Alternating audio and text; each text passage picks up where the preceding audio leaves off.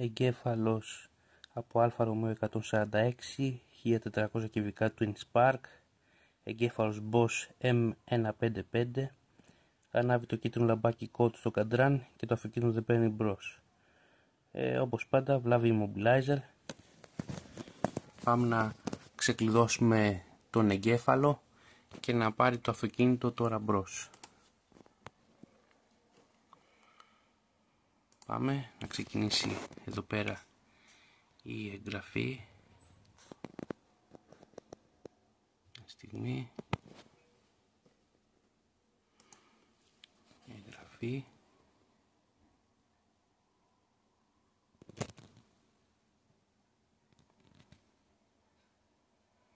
Ξεκίνησε η διαδικασία προγραμματισμού του εγκεφάλου εδώ πέρα.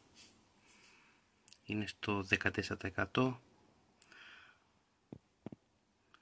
Τώρα το αυτοκίνητο θα είναι καταργημένο το immobilizer και θα παίρνει μπρος. Πολύ συνήθες φαινόμενο σε αυτά τα αυτοκίνητα και λόγω παλαιότητας να έχουν βλάβες με immobilizer και να ανάβει το κίτρινο λαμπάκι κόντ στο καντράν και να μην παίρνει μπρος. Τότε βγάζουμε εγκέφαλο και το ξεκλειδώνουμε. Πάμε μετά να το δούμε και με το Multi-EQ Scan στα live data δεδομένα, στο οποίο θα αλλάξει η κατάστασή του, ήταν πριν σε EQ Startup σε Not Allowed και θα αλλάξει σε Allowed, δηλαδή ο κινητήρας να επιτρέπεται να παίρνει μπρος.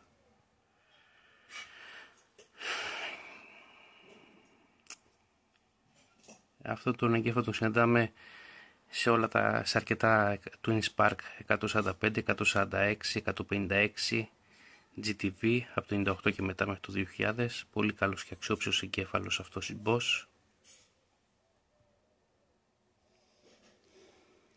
Πολύ ωραία. Ολοκληρώθηκε η διαδικασία. Πάμε τώρα να το επαληθεύσουμε. Ok. Αποσύνδεση. Έχουμε εδώ πέρα το σταθεροποιητή τάσης, τον εγκέφαλο συνδεδεμένο. Πάμε να το επαληθεύσουμε και στο πρόγραμμα. Εδώ πέρα θα συνδεθεί, θα δούμε τα σηριακά νούμερα του εγκεφάλου. Εδώ είναι τα σηριακά νούμερα του. Είναι από Αλφα Ρωμαίο 146 1400 κυβικά, Bosch εγκέφαλος. Εδώ πέρα είναι οι βλάβες που διαβάζει. Πατάμε καθαρισμό. Ωραία. Και επειδή δεν έχει πολλά πράγματα συνδεμένα, εμφανίζει που δεν διαβάζει back και άλλα πράγματα. Πάμε τώρα στους παραμέτρους να διαβάσουμε εδώ πέρα.